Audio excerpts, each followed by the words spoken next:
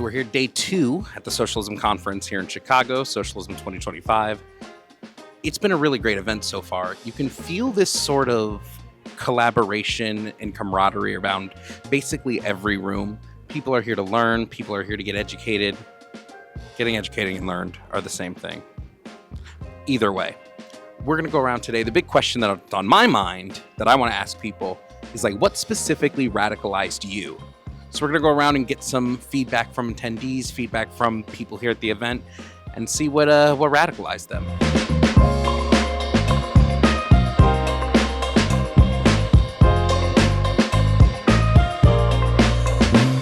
Hey, my name is DJ. I use they and she pronouns. The question was, what radicalized me? And honestly, Black people. Black people radicalized me. Black people have taught me what it is to be in struggle with each other in ways that really matter. That struggle has meant like struggling to be with each other. It's meant learning how to care for each other.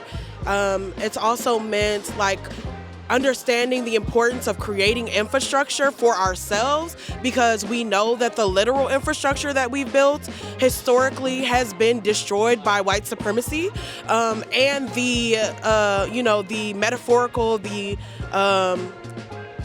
extra physical, you know what I mean? Like the spiritual infrastructure that we've tried to create has also been attacked by white supremacy over and over again. So being around Black people specifically, but then even more on the nose, Black, queer, and trans folks have taught me what it means to be a radical and have led me into the space of radical politics and left politics in general.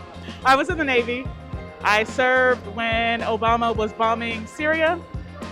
I was a cryptologist. I was a system administrator. So I got a lot of messages. I read a lot of messages about how many Syrians we killed, how many civilians, and I knew that something had to change. I grew up as a conservative Christian in Western Oklahoma and went through a series of realizations and of like trying to reconcile the values that I was being taught with what we were actually promoting and doing. And, often they were at odds.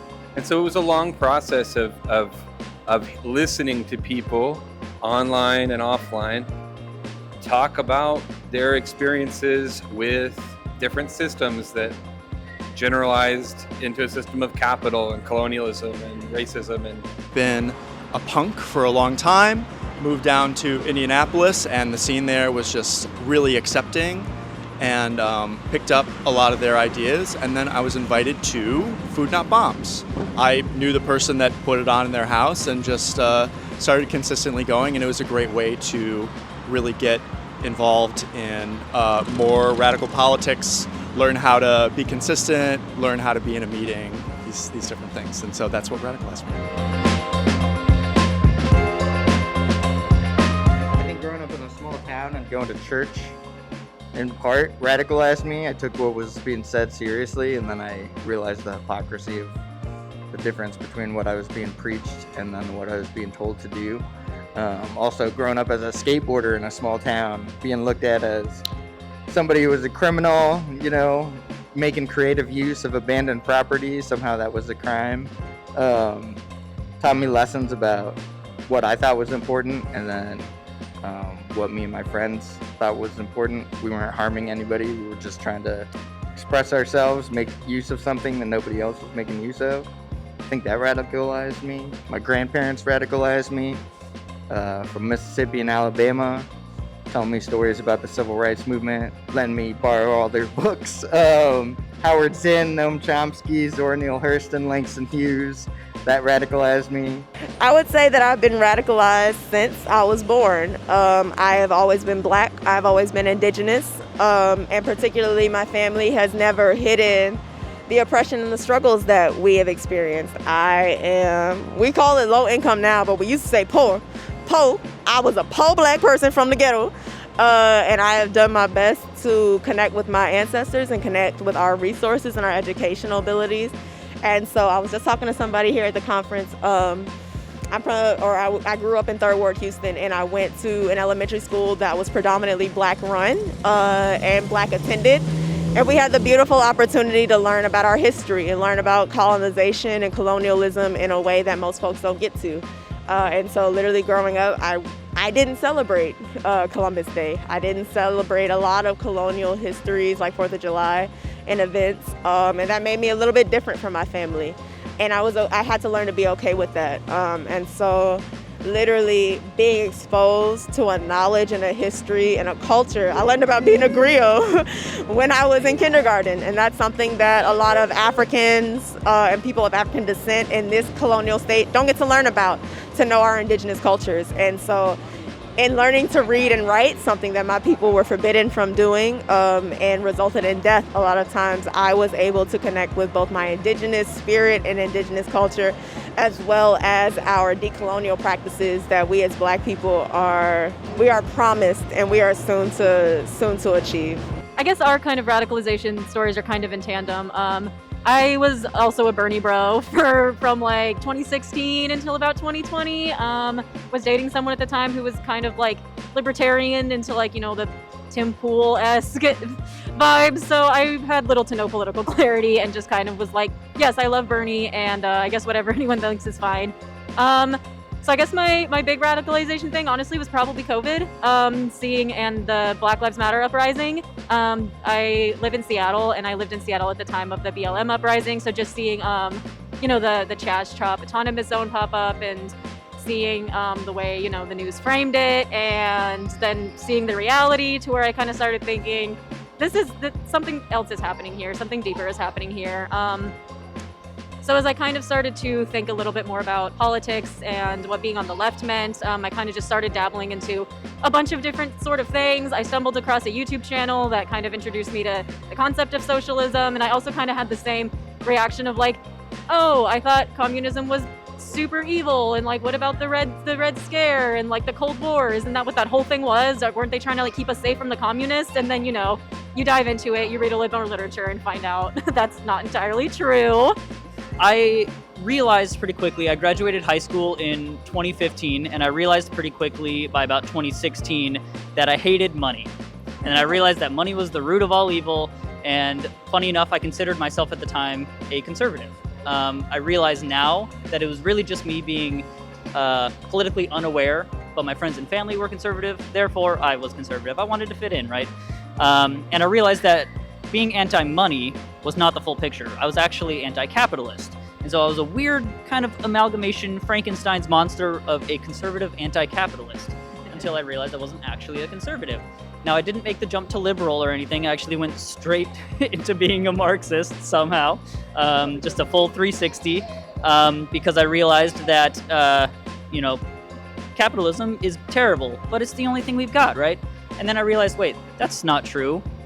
There are other economic systems that have that exist in the public theoretical ethos, and the one that they tell us is super evil was the one that made the most sense. What radicalized me are several things that happened with police brutality in the aughts, and that, honestly, it's kind of hard to pinpoint because there's been my personal experiences being followed, stopped, frisked, handcuffed, never arrested, just harassed. And then seeing it more visibly on the national stage. And then just kind of like the pressure that continued to build into the various resistance movements. And then along with that, having a argument discussion with a person who had no clue what they were talking about. So I'm like, you know what? I know I need to be more educated about this. And once I started to get into it, I'm like 100%, this is where I want to go.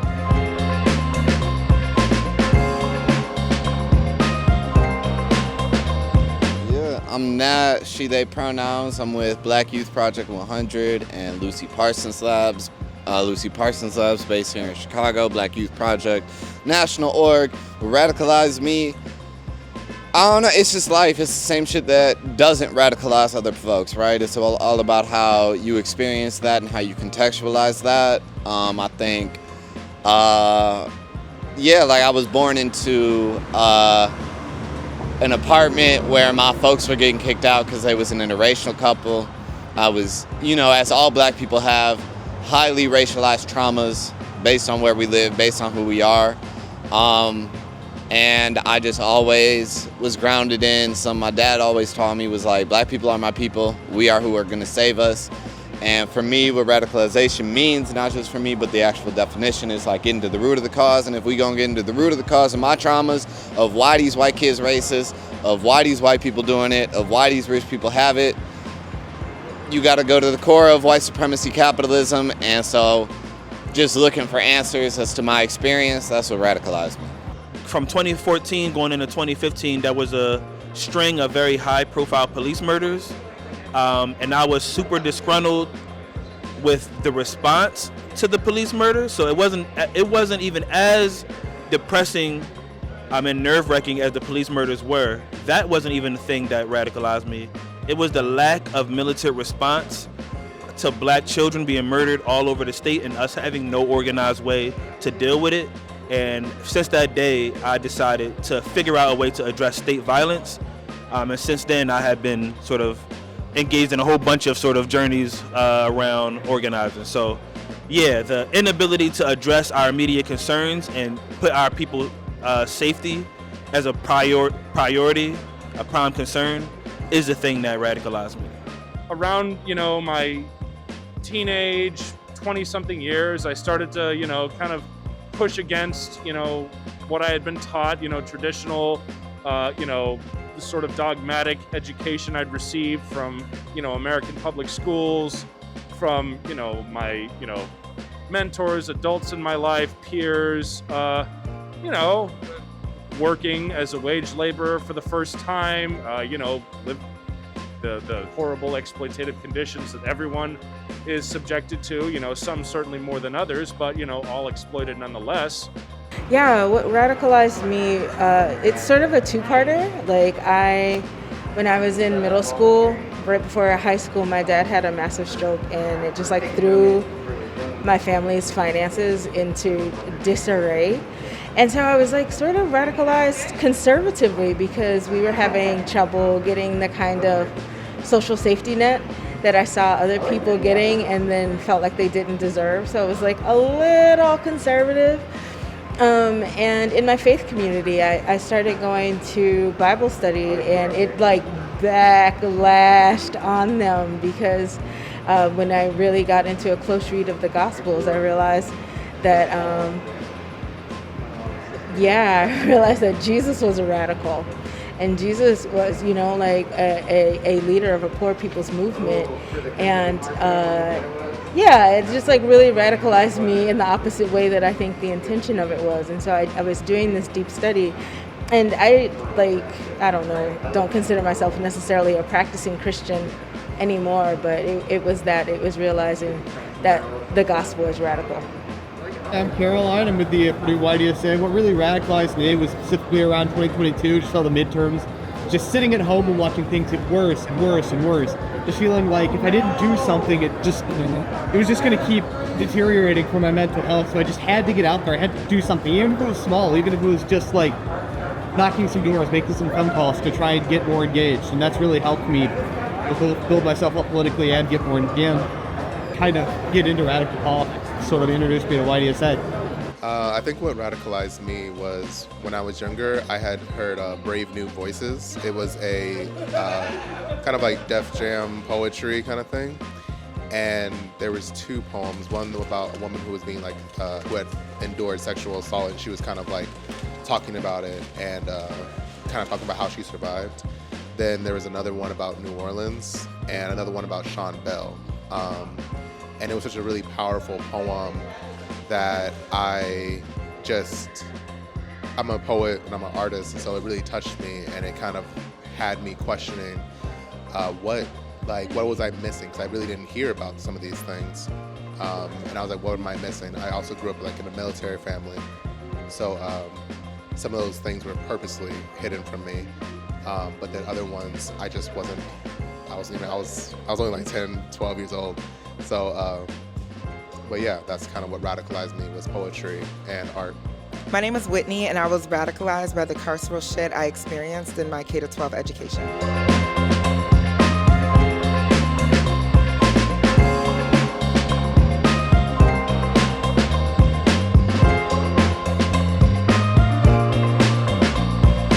Thank you guys for watching this video. If you've made it this far, please let us know what radicalized you down in the comments. Also, thank you to the Socialism Conference for allowing us to come and film the event.